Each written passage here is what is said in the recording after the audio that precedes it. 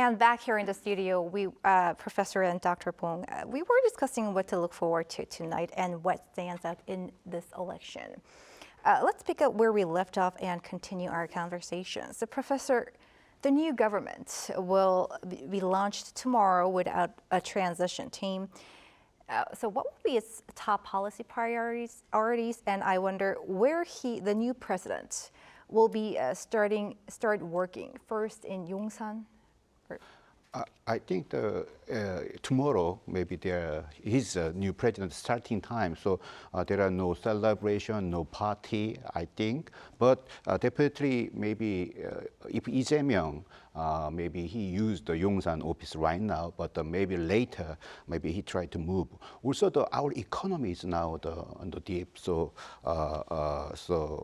crisis. So I think his priority, he would make a task force team, and he provide more supplementary budget for the economic revitalization. That's very important. He promised about investment in AI, renewable energy, cultural content industry. Maybe step by step, he must maybe revitalize the economy first. Also, the constitutional reform is very important. So maybe with the Democratic Party, he tried to make change about some constitutional amendment against maybe the martial law or something like that. So that is very important. Also, as Bruce Kling from the Heritage, he talked about some concern, U.S. concern about the new administration. I think that the foreign policy will be changed widely. So I think maybe Lee Jae-myung tried to rebuild some hand line with North Korea, so reduce the tension between the two, North and South. At the same time, maybe the more balanced foreign policy among the U.S. and Japan and China. So that's maybe a key issue. I think maybe how make the government and the bureaucracy work and for the people, that's a maybe key issue. I think maybe Lee Jae-myung should concern. So I think that he promised about the restructuring the Ministry of the Economy and Finance by separating its budgetary function. That's the very key issue.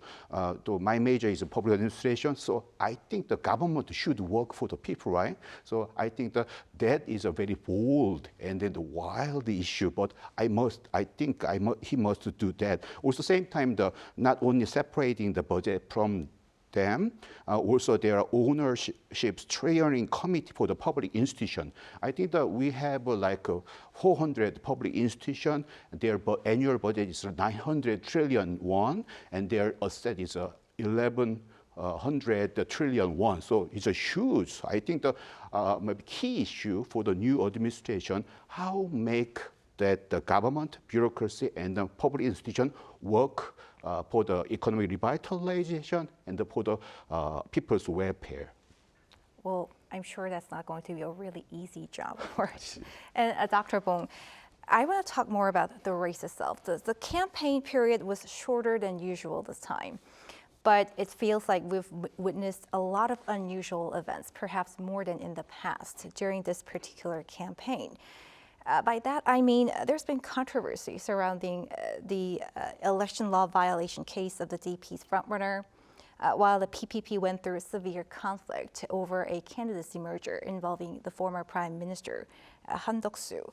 In your view, would these series of events have affected the minds of voters? If so, in what way?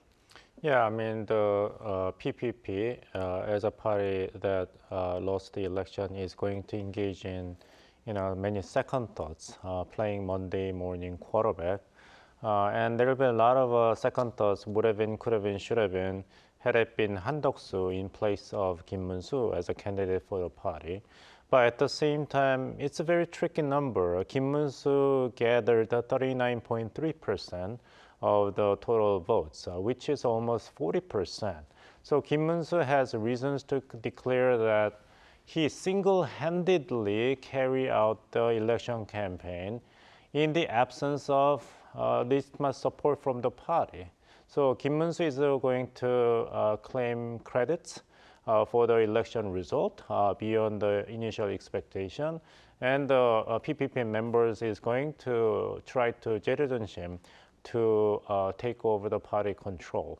So there will be a great deal of internal turmoil undergoing inside the PPP after this presidential election, which is a clear sign of relief and a breathing spell for newly elected President Lee Jae-myung and the Democratic Party to make some headways in the first 100 days of the presidency to cope with a lot of challenges. And Dr. Bong, staying with you, another thing that stands out this time is negative campaigning. Of course, it also made headlines during the campaign, just like in the past. But I hope I do not sound too pessimistic, but rather than picking the best candidate, are elections becoming more of a contest to pick the candidate who is not the worst? So what's wrong with that? You have to live with the reality that you're dealt with.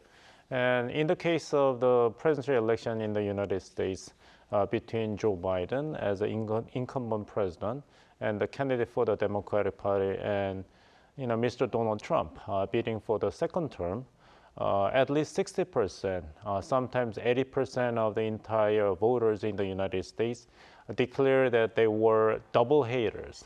They did not like either Joe Biden or Donald Trump to be the next president. But they voted and they elected a new president.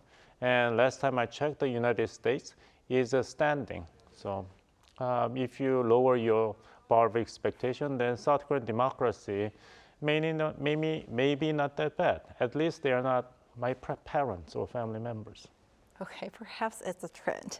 And Professor Choi, before we let you go, as the evening progresses, when would we start getting some clue about who will be the winner? You mean during the voting? Yes, when the votes are counted. I think that's good. Perhaps at midnight or I before think midnight?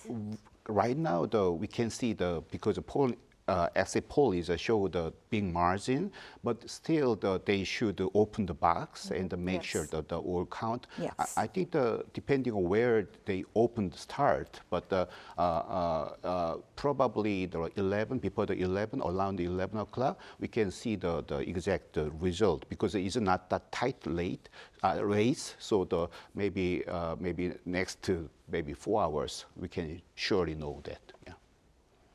Of course, we'll be closely following that. Dr. Bong and Professor Choi, thank you for your time and insights. Really appreciate it.